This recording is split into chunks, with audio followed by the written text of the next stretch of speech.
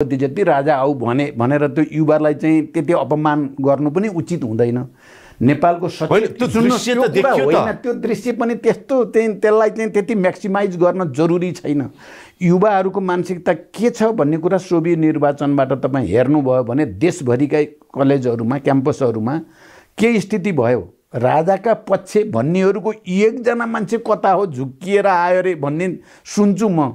अनि युवाहरूको मानसिकता के छ गणतन्त्रप्रति छ कि कता भन्ने कुरा त्यसलाई भन्ने कि तपाईँ एउटा जुलुसमा सरकार तपाईको शासन व्यवस्थामा तपाईको संघीय लोकतान्त्रिक गणतन्त्रको व्यवस्थामा गराएका चुनावहरूमा राजावादीहरू त कहाँबाट आउँछन्? तपाईहरु आज हिम्मत गर्न सक्नुहुन्छ कि ल राज संस्था र चाहिँ नि गणतन्त्रको सन्दर्भमा जनमत संग्रह गरौँ? त्यो हिम्मत छ?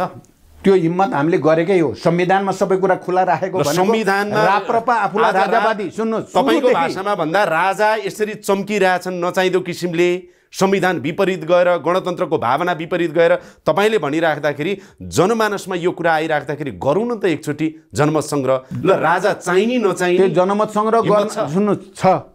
मैले तपाईलाई अघिदेखि भन्नु एकदम सुन्नुहोस् पहिलो कुरा लगेर अब ल जनमत संग्रह गरौँ भनेर तपाई जनमत संग्रह गर्ने भनेको राजाले चाहिँ राप्रपाको कि त नेता भएर आउनु पर्यो, पार्टी खोल्न पर्यो, जनमत लिन जान पर्यो, उनलाई त्यो स्वतन्त्रता दिन हामी तयार। संसारमा राजाले पार्टी कहिले खोल्दैनन्। राजा होइन नि अब तपाई बढी कुरा नगर्नु, मलाई उत्तेजित पार्ने कुरा नसोध्नु न। राजै होइन यिनी मान्छे अनि बेकारमा तपाई त्यसो भन्नुहुन्छ। सबैले जनताले भन्छन् यिनै राजाले पुनर्स्थापना गरेको संसदबाट जनआन्दोलनबाट परिणत भएर गिरिजा बाबुले शपथ लिएर अनि गणतन्त्रको बीजारोपण गरेको। यो कुरा त एउटा राजनीतिक प्रक्रियामा गर्नुपर्ने बाध्यताका कारणले हुन्छ।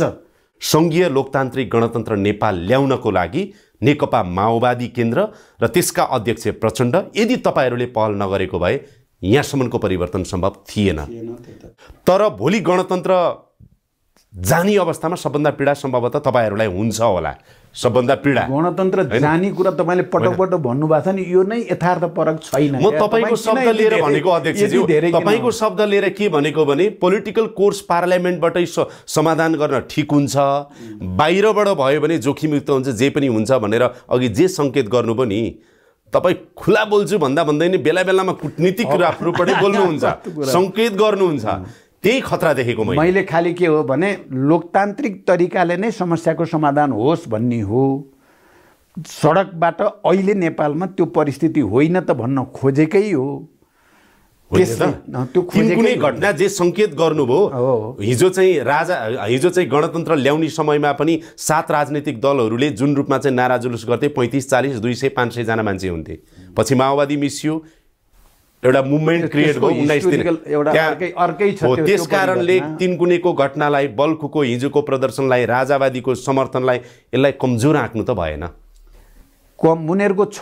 त्यो के कारणले छ भने अहिलेको संविधानले उहाँहरूलाई त्यो अधिकार दिएको छ। सभा गरेर राजा चाहिन्छ भन्न पाइन्छ।